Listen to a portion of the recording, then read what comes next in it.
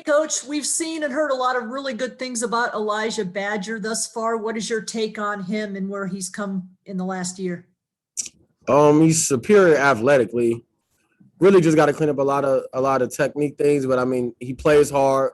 Definitely a playmaker. He's a natural playmaker, and I think that when we're going live, I think we really haven't even seen his best ability because I think he's really good with the ball in his hand.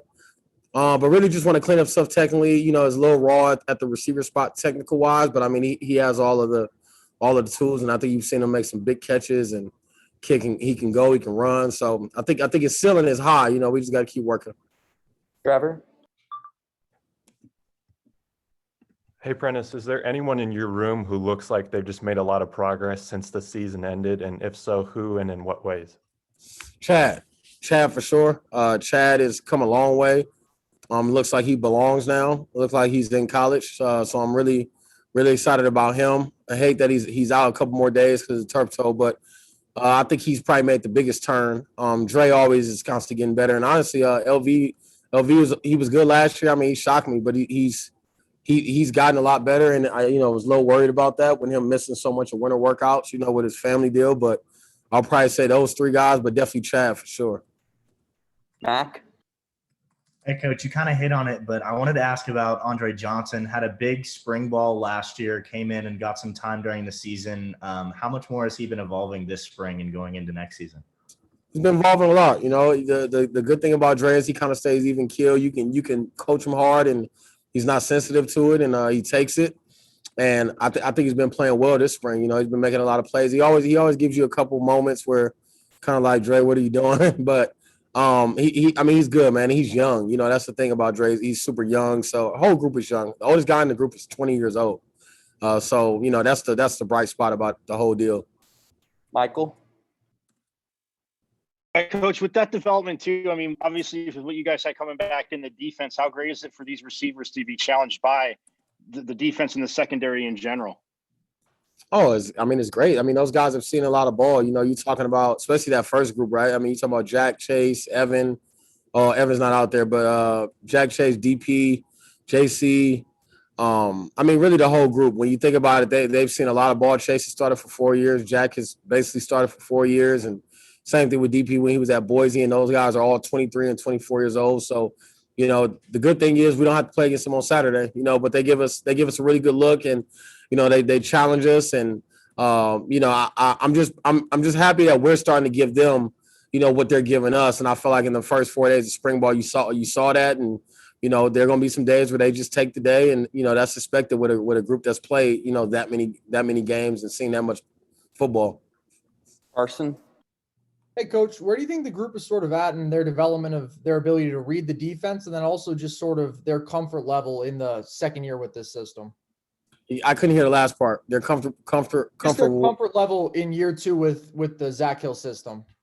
I think that's probably one of the biggest things. They're very comfortable in the system. The defense reading part I think it's getting better. It's not where I would like it to be yet, but it's getting a lot better. And I just think us now understanding what Coach Hill is trying to get out of the calls and out of the motions and the shifts. We're not just doing it just to do it anymore. We're kind of doing it with a purpose, and I think that's the reason why the offense has looked, so much better. We're light years of where we were at last year with spring ball. Christian? Yeah, Coach, you mentioned, you have a very deep room this year, but also, you and Coach Hawkins really pulling guys out of Southern California has really elevated the talent level of the whole team. How are you sort of starting to see that build year over year as the talent level improves? Really just, the guys that you bring in now, they're getting to play, and you're seeing where they develop. It's almost like, if you start at a certain level, everybody's going to usually go up. Everybody with play and development and drills, they're going to get better. So you try to get guys, regardless of where they're from. Obviously, SoCal has been a big deal for us, but we try to recruit nationally, and if you can get guys that start here, then they'll get to here faster. And if you get guys that start here, they get there faster. So you just keep trying to out recruit the next class. And like I told Junior Alexander, I was on the phone. He asked me, "What am I doing?" I'm like, "I'm trying to out recruit you." So that's kind of the mindset. You get a guy, you try to out recruit him, and you try to out recruit the next guy, and the goal is that you get to a point to where you can't out recruit the next guy, which means that you're getting the best guys. So. Few more questions for Coach. Michael. Yeah, coach, with that too, I mean, how do you feel the running backs obviously had a great year last year, but how do you feel that they add to the passing game this year? Are they going to add more to it? You mean are the running backs going to have the more to running it? backs, like how do you see them like as receivers and what can they add to the passing game? Oh yeah, well I mean Chip has worked really hard on catching the ball, and I think that he's made himself at least an asset in the pass game to be able to get out the backfield and catch the ball. But I mean, if I'm being honest, Rashad is almost like a receiver. I mean, he can run routes, he catches the ball very, very natural.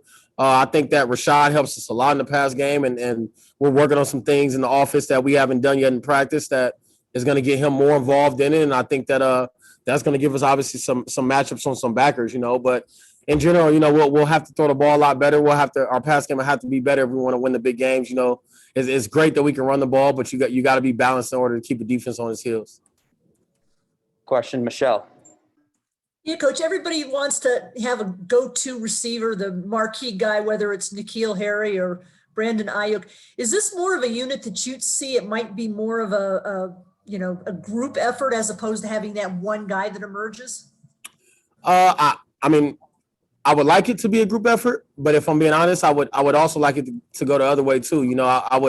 I'm looking for a marquee receiver. I want somebody to pop, and I tell them and try to challenge them with that every day.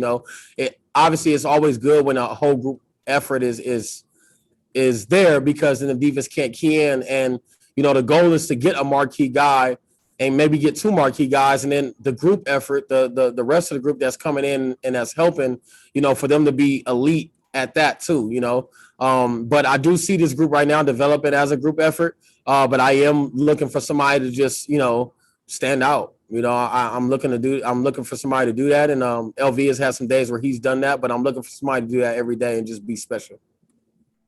Thanks for the time, Coach. No problem. Robert Appreciate you, Rodriguez is coming up next. Thanks, coach.